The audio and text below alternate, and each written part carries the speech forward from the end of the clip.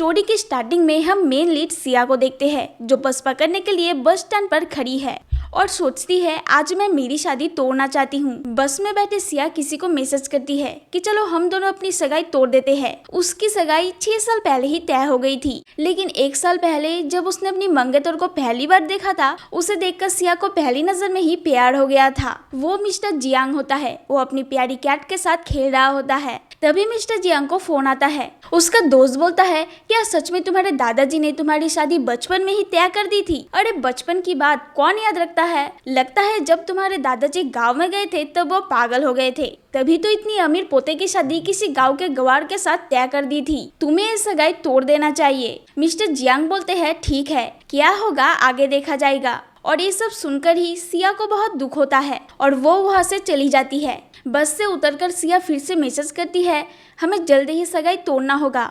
Coffee shop में जाते समय वो किसी के साथ टकरा जाती है, लेकिन लड़का उसे संभाल लेता है।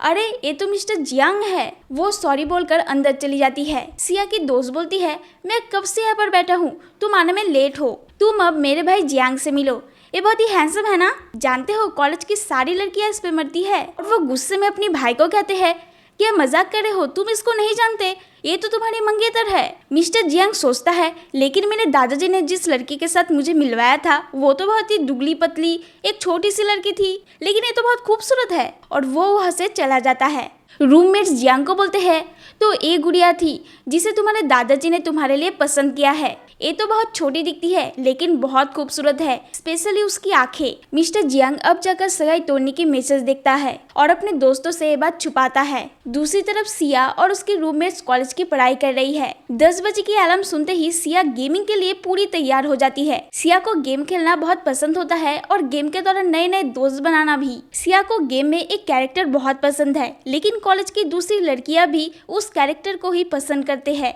वो उसे 3 साल से फॉलो कर रही है, लेकिन कभी भी उसने अपना चेहरा नहीं दिखाया। पीछे से एक दोस्त बोलती है तुमने सुना है मिस्टर जियांग कॉलेज की सबसे खूबसूरत लड़की को डेट कर रहे हैं, क्योंकि उस लड़की ने 1000 ओरिगामी क्रेन का तोहफा दिया है।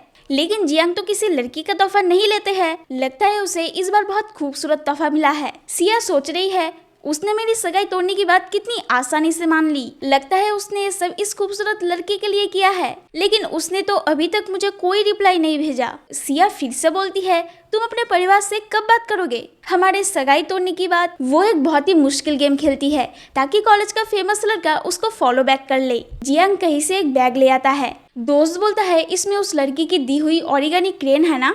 लगता है इसमें हजारों क्रेन होंगे, लेकिन इसे बनाने में उस लड़की को कितना समय लगा होगा। लेकिन मिस्टर जियांग को तो इसमें कोई दिलचस्पी नहीं। मुझे वो लड़की पसंद नहीं, मैं ये कल उसे लौटा दूंगा। दोस्त बोलता है क्या सच में तुम्हारे लिए उस लड़की ने कितनी मेहनत की है और तुम ऐसे ही उसे दुखी कर दोगे। जियांग फोन पर सिया की मैसेज देखता है और अपनी पहली मुलाकात याद करता है। वो बोलता है तुम्हें पता है ये चीज जिसने तुम्हें भेजा है वो कॉलेज में खूबसूरती की कंपटीशन में फर्स्ट आया था और तुम उसे मना कर रहे हो। जियांग बोलता है ये सब छोड़ो, चलो एक गेम खेलते हैं। अरे तुम्हें पता है मुझे एक बहुत खूबसूरत लड़की ने फ्रेंड रिक्वेस्ट भेजा है, मैं तो अब उसके साथ ही खेलूंगी। आज से अपनी एक दोस्त के साथ उस कॉफी शॉप में फिर से आती है और आते ही मिस्टर जियांग को किसी लड़की के साथ देखती है। चलो हम किसी दूसरे जगह जाते हैं, कोई जरूरत नहीं, चलो वहाँ पर बैठते हैं। सिया क्या तुम्हें लगता है वो मिस्टर जियांग की गर्लफ्रेंड है? तुम तो उसकी मंगेतर हो ना, तुम्हें उसे देखकर गुस्सा नहीं आ रहा है? लेकिन मुझे गुस्सा क्यों आएगा, मैंने तो पहले ही उससे सगाई तोड़ दी है।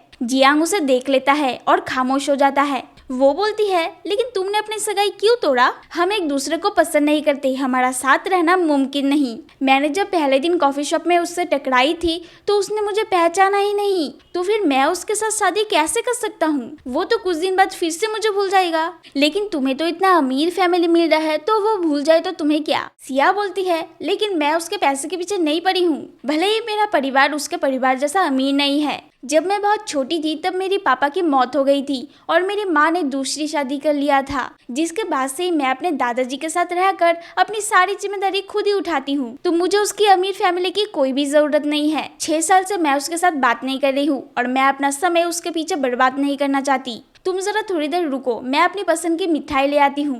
ये बोलकर सिया मिठाई लेने जाती है। उसकी दोस्त जियांग को पहले से ही बहुत पसंद करती है, लेकिन उसकी सगाई पहले से ही हो जाने से कभी भी बता नहीं सकी। वो अपने पापा को फोन करती है और बोलती है पापा जियांग की सगाई टूट गई है, अब आप उसकी फैमिली में जाकर मेरी शादी की बात कर सकते हो। दूसरी तरफ मिस्टर जियांग के सामने जो लड़की बैठी है, उसने ही कल रात उसको ओरिगामी क्रेन दिया था। वो बोलती है, जियांग तुम्हें मेरा गिफ्ट कैसा लगा? मैंने उसे अपने हाथों से बनाया था। उसे बनाने में मुझे 6 महीने से भी ज्यादा का समय लगा है।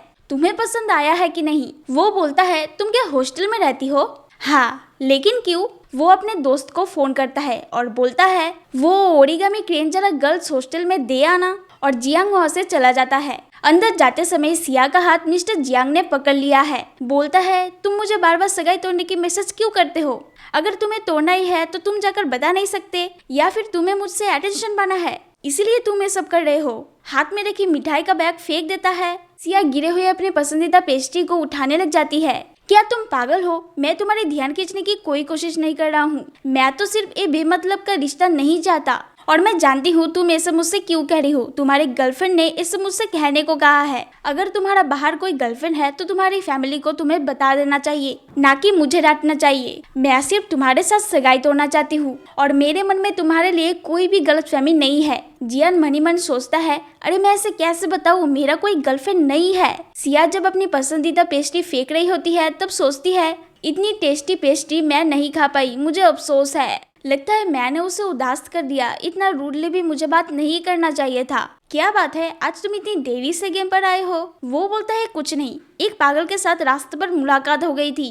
फिर जियान भी मैसेज करता है, अभी अभी मेरी भी एक पागल के साथ मुलाकात हो गई थी, लेकिन मुझे लगता है तुम जिस पागल से मिले थे वो मेरी वाली पागल से बड़ी नहीं है। इसके बाद तीनों मिलकर सिया को मैसेज करते हैं। वो पूछती है, क्या तुम एक दूसरे को जानते हो? हाँ, हम एक साथ एक हॉस्टल के रूम में रहते हैं। उसे फोन आता है, सिया तुम्हारे दादाजी का तबीयत अचानक से खराब हो गया है। ठीक है, मैं मिलने आती हूँ। दूसरी तरफ जियान भी अपने दादाजी को देखने दौड़ा भागा जाता है। जाने के लिए टैक्सी को रोकती है, लेकिन जियान भी आ जाता है। ठीक है, तुम चले जाओ, मैं अगले वाले में चला जाता हूँ। सिया तुम एकदम ठीक समय पर आए हो। दादाजी को अभी अभी होश आया है। लेकिन दादाजी को हुआ क्या है? उनकी तबीयत क्या बहुत खराब है? मेड बोलती है, मुझे पता नहीं, किसी ने उनको फोन करके बोला है कि तुम दोनों सगाई तोड़ना चाहते हो, और तब से उन्होंने खाना नहीं खाया और बेहोश हो गए। जियांग दादाजी से मिलने दौड़ा जाता है तो उसे पानी लेने भेज देता है। दादाजी बोलते हैं, मैंने सुना है तुमने जियान के साथ सगाई तोड़ दी है। एक काम करो, तुम उसके साथ कुछ दिन रह लो। इस दौरान वो अगर तुम्हें परेशान करे तो मुझसे कहना, मैं उसे डांटूंगा। सिया सच दादाजी को बताने ही वाली होती है, तभी जियांग उसके सामने आ जाता है और उसे चोरी चुपके कुछ भी बताने से मना करता है। ठीक है दादाजी, हम दोनों कुछ समय एक दूसरे के साथ रहकर सारी गलतफहमियां दूर कर लेंगे, आप कोई भी चिंता मत करो। तभी दादाजी जियांग का हाथ सिया के हाथों के ऊपर रख देते हैं। मेड उसे कहती है, तुम्हारे मम्मी पापा बाहर घूमने गए हैं और इस समय सिया आकर दादाजी का ख्याल रखते हैं। बहुत रात हो चुकी है, इसीलिए मिस्टर जियांग सिया को छोड़ने उसके हॉस्टल के बाहर जाते हैं। ड्राइवर जरा गाड़ी रोकना, मुझे एक चीज लेनी है। तुम जरा रुको, मैं आता हूँ। तभी जियांग दुकान से कुछ खरीद के ले आता है। सिया को लगता है ये शायद उसने अपनी गर्लफ्रेंड के लिए खरीदा है। ठीक है, तुम यहाँ से चले जाओ, तुम गर्ल्स हॉस्टल के सामने नहीं आ सकते। अरे ये मेरे पीछे पीछे क्यों आ रहा है? इसे क्या पता नहीं एक गर्ल्स हॉस्टल है। सामने से एक साइकिल आ रहा है जिससे जियान उसको बचा लेता है। सिया फिर से जियान के बाहों में है और उसे एप्पल बहुत अच्छा लगता है। ठीक है, ये गिफ्ट मैंने तुम्हारे लिए लाया था, इसे लेकर तुम चले जाओ। तभी आसमान में पटाखे फूटते हैं और उसे ये सब देखना पसंद है। रूम में पहुंचते ही सिया पैकेट में देखती है बहुत सारे केक है, जिस केक को सिया दोपहर में नहीं खा सकी और कचरे में फेंक दिया था। मेरे पास 3 है, एक काम करो, तुम एक ले लो और तुम एक लो। इसमें एक लेटर भी है, क्या तुम इसे पढ़ के हमें नहीं सुनाओगी? नहीं, ये तो बिल है। नोट पर लिखा है, मेरे दादाजी की जान बचाने के लिए शुक्रिया। दूसरी तरफ जियान को उसका दोस्त बोलता है, क्या तुम उस लड़की को डेट कर रहे हो? देखो ऑनलाइन पर इस पोस्ट पर बहुत सारे लाइक आया है, लेकिन मैंने तो उसे हाँ नहीं कहा था, मैंने तो उसे रिजेक्ट कर दिया था। लेकिन फिर इस पोस्ट को किसने डाला? मैं इस अकाउंट को अभी हैक करके पता लगाता हूँ कि इस पोस्ट को किसने छोड़ा है। ये तो उस लड़की ने ही पोस्ट किया है। लगता है वो जियान के पीछे पड़ गया है। तभी मिस्टर जियान सिया को फोन करता है और उससे पूछता है, क्या तुम कल 7 बजे फ्री हो? सिया बोलती है, हाँ, लेकिन क्यों? दरअसल दादाजी ने कुछ फ्रूट्स भेजा है और मुझको तुम्हें देने बोला है। कल मुझसे मिलना, मैं तुम्हें दे दूंगा। सिया 7 बजे के पहले ही जियान से मिलने आ गई है और आकर देखता है वो तो उस लड़की के साथ झगड़ा कर रहा है। जियान उस लड़की को बोलता है, मैंने तुम्हें मना कर दिया था तो तुमने ये पोस्ट ऑनलाइन पर क्यों छोड़ा? देखो मैं तुम्हें पहले से ही पसंद नहीं करता हूँ, तो भलाई इसमें ही है कि तुम इस पोस्ट को डिलीट कर दो और मेरी गर्लफ्रेंड बनने की सपना छोड़ दो। सिया सोचती है, ये क्या, मैंने तो जियांग को गलत समझा था, वो तो इस लड़की को प्यार नहीं करता है। सिया जियांग को अपने साथ हॉस्टल के लिए जाने को कहती है। जाते समय वो उसको दादाजी के दिए हुए फ्रूट्स दे देती है।